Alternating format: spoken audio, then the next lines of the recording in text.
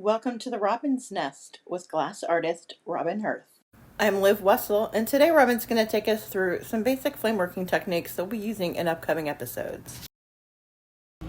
Gathering is just making a blob essentially. You start off, you just dunk your rod right in the flame. Whenever you're putting your glass in the flame, you want to be about an inch or so away from the candles. These are your candles. You never want to block your glass to your candles. Like right here is the hottest part of the fire anyways. This is where you always want to be.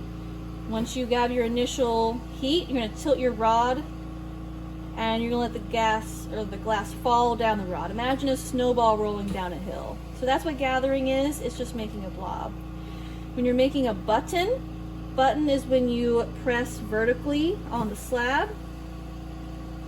And when you press, you're letting the weight of the rod really do all the work. You don't want to press too much because you'll make a strong divot around your button and it'll just make your future life a lot harder. The lollipop is when you lay your glass down on the slab and press it either with a masher or a graphite paddle. I prefer using the graphite paddle because it's more versatile than the masher. If you're using a masher, you're limited to the size of the masher. So you can do it either way, but I like to use the graphite paddle when I'm doing any sort of lollipops. When you are pulling off glass, either making a taper or you're fixing a mistake, heat up whatever you want to be removed. When it's hot, out of the fire, grab it, pull it, cut it, toss your trash, either in a pile or in a bucket. You want to talk about connections a little bit? Oh, yeah,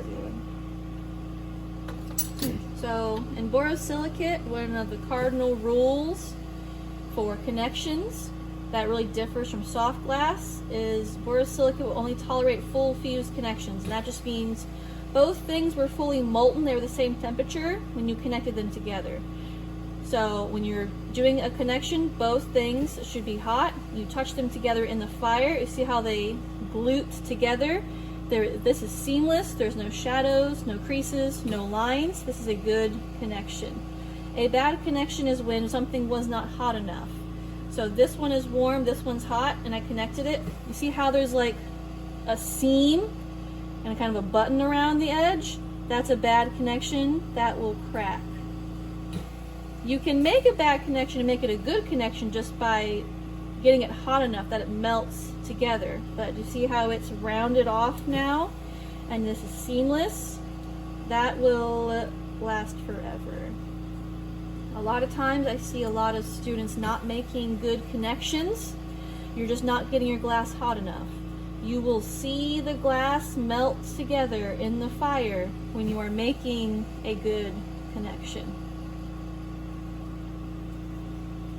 There are 3 reasons your glass will crack.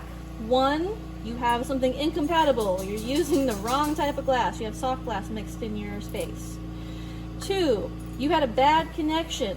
Borosilicate will not tolerate bad connections. 3, you flash it. Flashing is when you just touch something in the fire and don't commit to it.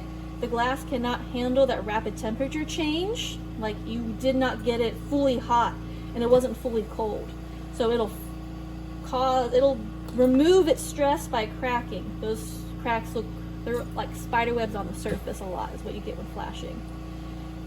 And I guess if you drop it on the ground, that'll break it too, but that doesn't have anything to do with like your craft. So if you have cracks, it's one of those 3 reasons, and it's not the glass's fault, it's your fault. Maybe don't put that in there. The glass is fine, you suck. I mean, you just have to follow the rules. It's mainly bad connections that cracks glass. So there's 2 types of punties that I'll do. I'll do a strong punty and a weak punty. Most of the time, I'm doing a weak punty. A weak punty is a purposely bad connection because this is a temporary handle. It's not part of my sculpture. So this is warm, this is hot, out of the fire, touch, hold, and now this is a weak punty. This will crack by being tapped off. But it's a handle, it's not a part of my sculpture. A strong punty is something that oftentimes will become a part of the sculpture, or your sculpture is very big and very complex and you are really afraid of it dropping off onto the ground. So this is such a weak punty. Breaks off. If I do a strong punty, you can bash it around. It'll be fine. I mean, it's not a good idea to bash your glass around, but it is fully welded on there. It's a good connection. It's not going to fall off by you accidentally tapping it on something. The reason to do a weak punty is mainly for speed. Like, it takes a lot longer to flame cut, to rip off a good punty. And also, if I have a beautiful sculpture and I weld a rod onto it, when I rip it off, I have to clean up my sculpture again. You could mess up your form.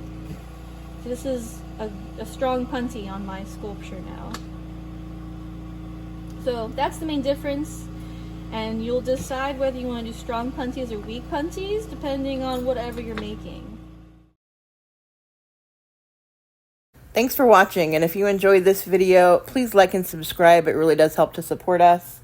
You can also find more of Robin's work at robin-glass-studios.com.